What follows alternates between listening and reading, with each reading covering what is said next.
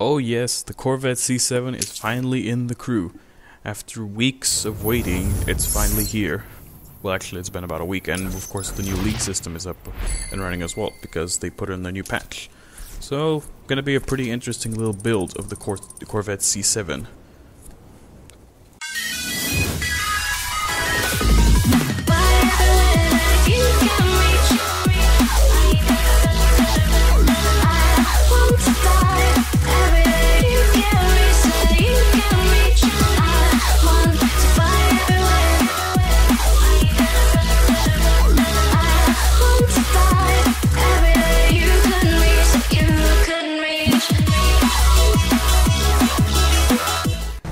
Alright, going into the headquarters, it's the HQ now to pick up my my Corvette C7, and strangely enough the car list was actually organized in alphabetical order. Now, it took me a little while to find it, but I finally found the Corvette C7, and apparently there are, you actually have to buy the official colors from the store, from the tuner, which is interesting because you only get one color when you buy the thing. And rims, you only get one rim, so you have to buy the rims and you have to buy the colors from the tuner separately, which is kind of nice. And now we're doing a Perf Spec tuning to it. It's only got Perf Spec, which is kind of sad, but because I think it really needs a certain spec. But it kind of makes up for it. And yes, it looks very, very nice. It actually looks very, very much like the new Corvette Z07 style. And the first thing I noticed was the wheel arches. They're bolt-on wheel arches. I mean, it's insane that they added that onto the car. Sadly, you can't remove them, but they look kind of nice. Of course, there's a Z07 style body kit. There's a GT style body kit, a racing style body kit, and those headlights are actually from the race car. And of course, you get extra fog lights as well if you absolutely want to. And then there's the stock bumpers. And of course, I'm gonna go with the Z07 style bumper without those stupid headlights though. That one.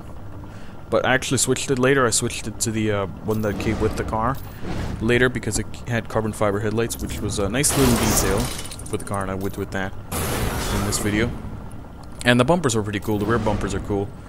But this one was the best. Just the blacked out portion on the back was so cool. Just looks so cool. And of course there's different taillights. The only difference between the taillights, these ones right here, is that they have carbon fiber border and the lights are a bit narrower in terms of how much illumination they have. That's like a GT style bumper. This one is the best out of all of them, but I actually switched it to that one. This one has the carbon fiber on it. This one actually has the carbon fiber on it, but it also has a little carbon fiber portion around the taillights, and I didn't really notice that before. But then I switched it back to the one that's next to it. That's cool, right there. But I don't want to keep it. I want to keep it kind of like looking like the Z07 style Corvette. Of course, rims. Actually went with the first ones here, but later on, now they're actually black wheels because I think they're better. And I have carbon fiber mirrors now on mine. Rear wing, that's the only other wing option you have. The racing style wing. But this is a weird glitch, by the way, I noticed with this patch. Let's see if it can make it happen like that. See, it just randomly goes into the rear view, which is very weird. Of course, there's a Z07 style front hood, a Z07 style hood on the front, so I'm going to keep that. It's very, very nice looking. At first I thought the bolt-on wheel arch things were kind of weird, and then they kind of grew on me. I thought, okay, they're kind of cool. They're not that bad, actually. And colors. Of course, we're gonna buy a color. And it's gotta be blue. Light blue. Because it looks freaking badass. Like this. And the way I made mine, actually, now, it looks very, very much like the Z07 style Corvette. It's got the carbon fiber mirrors. It's got the black wheels and stuff. And so yeah, what I kind of hate is that the exhausts are fake. And that the engine's fake. They could have at least added a realistic engine to it, but whatever. But the thing that most impressed me with this car is the stats. This thing is freaking incredible how good it is. It has pretty much no understeer through the corners, which is a good thing because it's the best handling Corvette now in this game. But I'm pretty sure they're gonna nerf that out later. They're gonna nerf this car later because they're gonna people are gonna say, "Oh, it's OP! It's OP!" Shut up. It's a DLC car, bro. No. But yeah, it's cool. I do like this thing a lot. And if you guys noticed, I actually made a little music video thing to go with it. And yeah, you'll actually see the taillights change a little bit, change to the some different ones later on when I do a race. And so yeah, it's got the cool center mounted exhaust. It's just incredible what they look like. And at first, when I was actually driving through here, sorry, I had to pause the recording for a little while, but as soon as I was actually driving through here, as soon as I was driving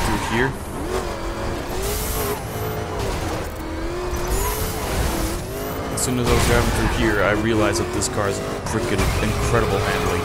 Not including the ping pong that I was doing here. But the handling's incredible.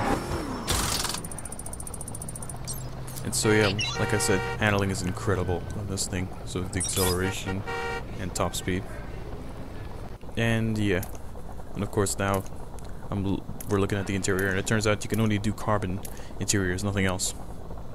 Which is kind of good, that you can only do carbon, because it would be appropriate. And so yeah, that's it with that interior customization. And now we're doing Observatory Dash, just because, why not? Just to try this thing out. And yeah, and like I said, it handles extremely well. It actually is really, really docile, considering it's rear-wheel drive. And of course I was using sport mode. I pretty much always use sport mode, unless I'm driving a car that's basically undrivable in sport mode. But yeah, and the thing is, when you watch the little music video I created, you will see that it's grippy, extremely grippy on asphalt, but as soon as you go into the snow areas, it starts drifting pretty easily, in fact. Not as easy as some of the other cars, like the 370Z and stuff like that, or the C63 Black Series, but this thing still drifts pretty darn well. And I do like it, like I said. It's a very nice car. But they did do kind of a recycled V8 engine sound in this thing from the ZR1. But I don't mind it, because the C7 and the ZR1 have practically the same engine. And they all sound very similar as well.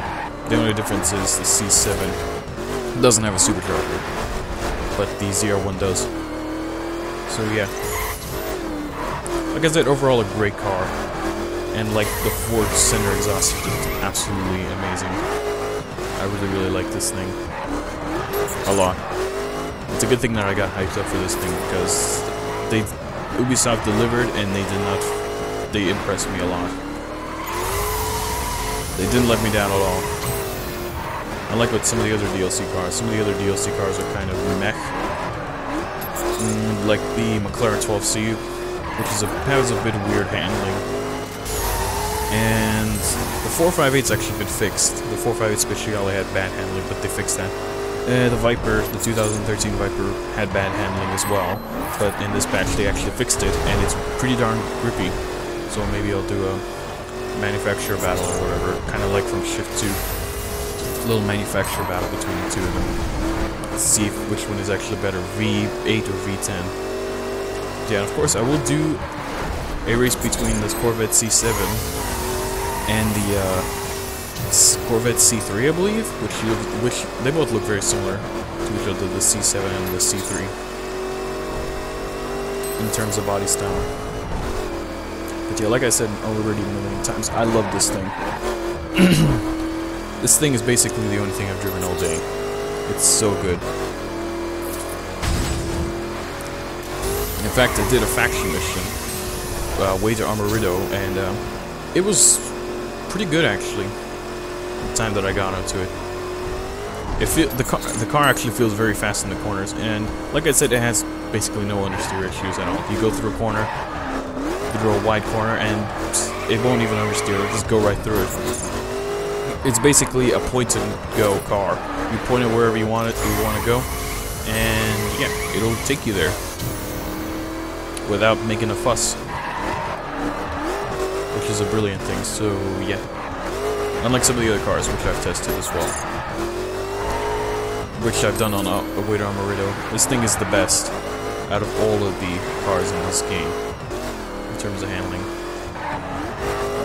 Before you guys go saying, what about the Lamborghini? Those cars are all-wheel drive. All-wheel drive for pussies, basically.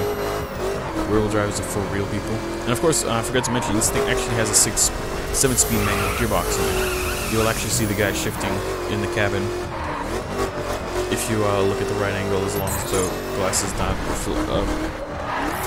the sky is not reflecting off the rear window. But I actually decided to keep the license plate stock on this thing because the license plate saying the crew on the back is pretty cool. But yeah, so I suggest getting the season pass if you really want this car, because paying crew credits alone is not really a good thing, and you'll also get the other cars as well. So that's it for this video. Hope you guys enjoyed. Get a video like and stuff, and I will see you in the next one. Goodbye. Eyes in the sky, gazing far into the night. I raise my hand to the fire, but it's no use, 'cause you can't stop it from shining through. It's true.